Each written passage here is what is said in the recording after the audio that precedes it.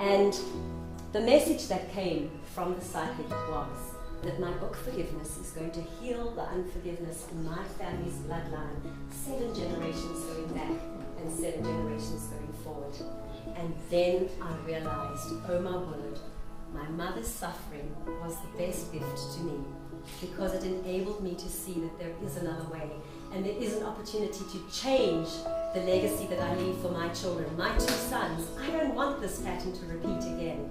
And so if I can change it in my bloodline, so can everybody else who finds these keys and is empowered and absolutely is able to heal the past, let go of it, and actually walk free. Possibly the most powerful lesson that each one of us can ever learn.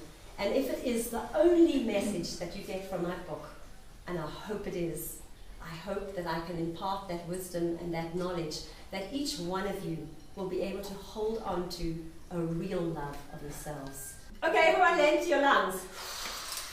Empty, empty, empty. Breathe out, everybody. Now perform CPR.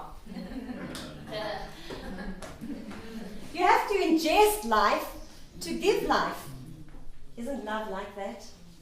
You have to ingest love to overflowing, so you've got extra to give. If you've only got this much love and you're a giver, like most of us are, you're going to be depleted and you're going to collapse. You won't have enough to give.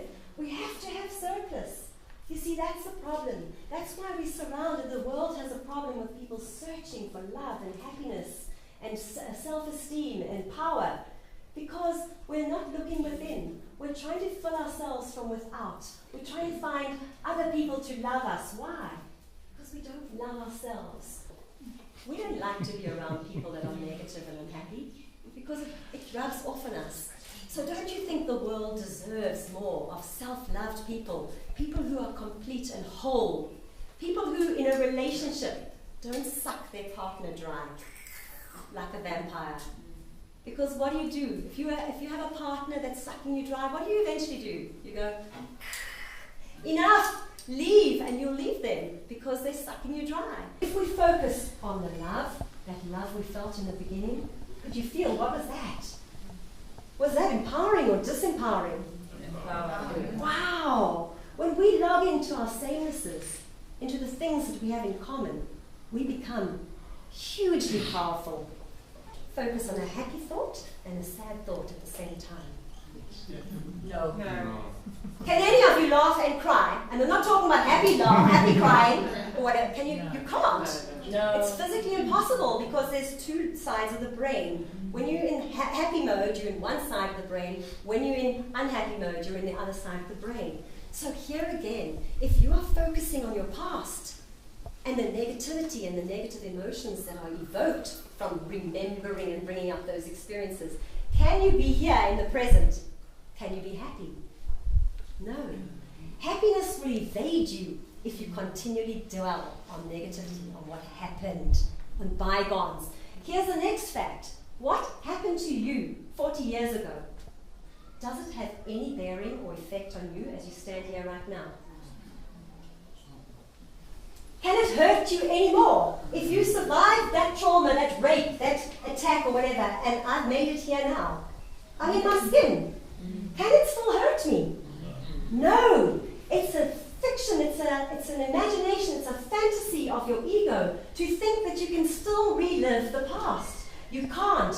The only thing the past will do to you is have you wallow in self-pity and anger and bitterness and depression and negativity. But will that empower you, or will it disempower you? Aish! But the only place that you can have power and happiness and freedom and peace is right here in the now. Do you agree? You cannot be happy yesterday. You have to be happy now. To be happy, you have to be now. You can't worry about, will I be happy tomorrow? Your best investment you can do is be happy now, because this moment spills over into tomorrow.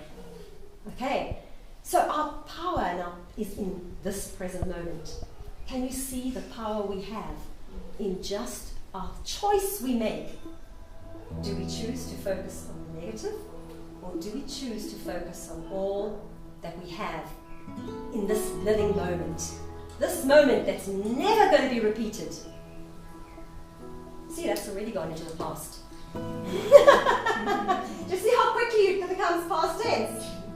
Just your breath, just the consciousness of feeling and feeling in the essence of who you are. That is who you are. That is the feeling.